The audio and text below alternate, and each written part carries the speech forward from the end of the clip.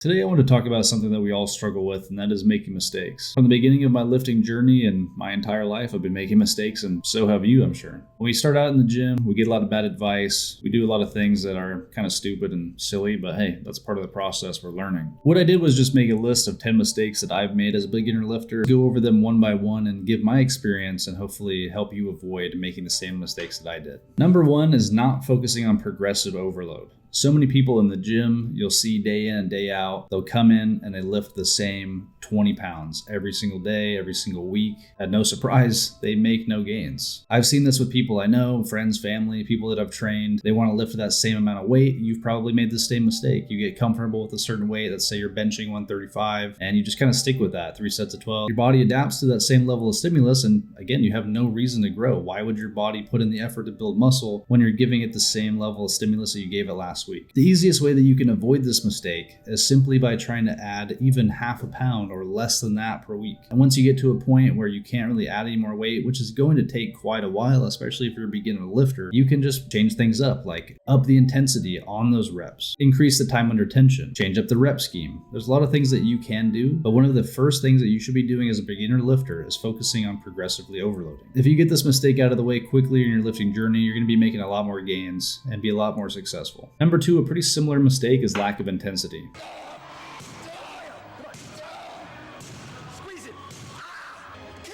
Many beginner lifters will find a cookie cutter program online and go to the gym and start hammering away, which is great, but a lot of these programs recommend something like 3 sets of 12. There's nothing inherently wrong with 3 sets of 12, but not all the time does the program explain that once you get to that 12th rep, you should only maybe have been able to do 1 or 2 more reps. Oftentimes people will go in and let's say do tricep pushdowns, and I've seen people 1, 2, 3, they get to 12 and they look like they could have done 20 more reps.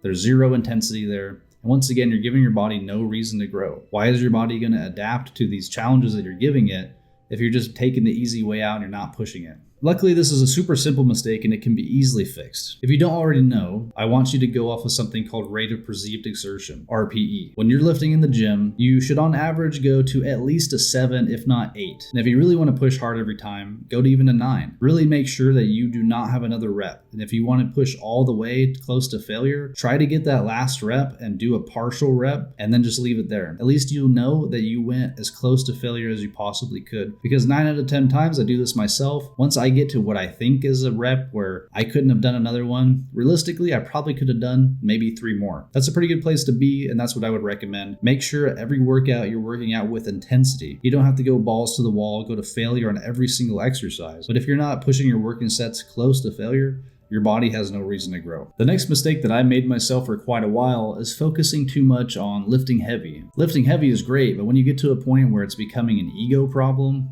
that's a huge mistake. I spent over a year trying to get better at powerlifting. What I was doing was basically just ego lifting. I would go in and work up to a top set of deadlifts, pushing pretty close to failure, getting to what I believed was a heavy set at the time for me, and I would end up hurting my back and feeling extremely exhausted and tired, and I was leaving so many gains on the table just obsessing over trying to push for numbers. I wasn't working out as a powerlifter effectively or a bodybuilder. I was just wasting my time. Whether or not you're working out to be a powerlifter or doing lifts to be a bodybuilder, you should not be utilizing ego in either of those things.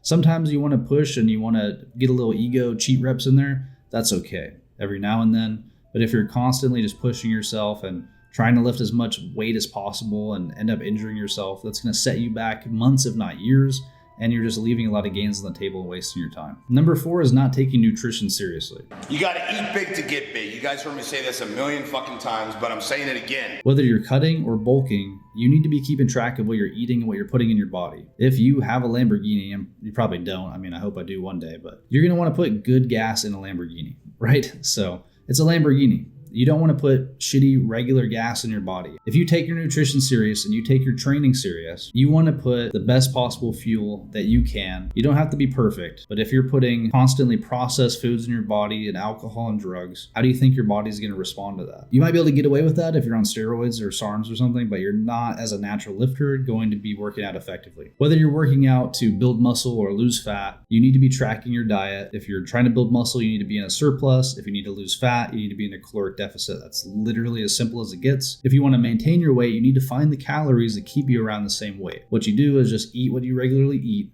and track your food on a daily basis using something like MyFitnessPal. And once you know your maintenance calories, it actually makes it even easier for when you cut, you know that you can drop 300 to 500 calories to lose body fat. Or if you want to build muscle, you can add 150 if you're in a more intermediate level, or let's say just 300 to 500 calories if you're going to go on a lean bulk. Not only do you want to be in a caloric deficit or surplus depending on your goals, you also want to make sure you're eating whole, natural, healthy foods as much as possible. As men especially, we want to stay away from things like microplastics and estrogenated food and soy and shit like that. Just focus on whole foods, but of course make sure you're salting your food as well. That's something I'm guilty of recently. I've realized that I haven't been getting as good pumps, and that's a problem when you're eating whole foods. If you're not salting it enough, processed foods that you might be eating from McDonald's, things like that, are going to have a shit ton of salt in it. So yeah, you might get a good pump from it, but overall your health is going to decline if you're constantly just eating processed foods. So keep that in mind. Again, track your food, whether you're cutting or bulking, and try to eat whole foods as much as possible. Number 5 goes along with tracking food, not tracking your workouts. If you're going into each workout guessing, trying to figure out how much weight you should put on the bar, how many reps you should do, not being able to remember what you did last time, you're setting yourself up for failure. What you should do is use your notepad on your phone, or even bring scratch paper and write it down if you'd like to do that the old-fashioned way. Write down all of the weights, all of the sets, all of the reps, how you felt. And next time when you go in to do that same workout, you'll have an idea of what you should be aiming to push past. Just like we were talking about with progressive overload and intensity. If you're coming in guessing, not knowing what you did last time, you're not going to be able to know what you need to do to push past and make progress. So make sure that you start tracking your workouts. Number 6 is not filming lifts. One of the biggest mistakes that lifters make, especially when they get started in the gym, or even lifters like myself who are, I would say, in intermediate level, I don't film sets as much as I should. We forget to film our sets, or we just don't at all. You might have horrible butt wink when you're squatting and you don't know because nobody's ever told you. Things like that are reasons that people get injured and they don't make as much progress as they could. I know it can seem awkward, but as long as nobody's in the background of your video as much as possible, I mean, you could ask, but if it's a public gym, generally it's not that big of a deal if you're just filming your set. Nobody really gives a fuck. So set your phone up, record your squats, your deadlift, your bench, especially compound lifts or overhead press. And I've made the mistake before of not filming my set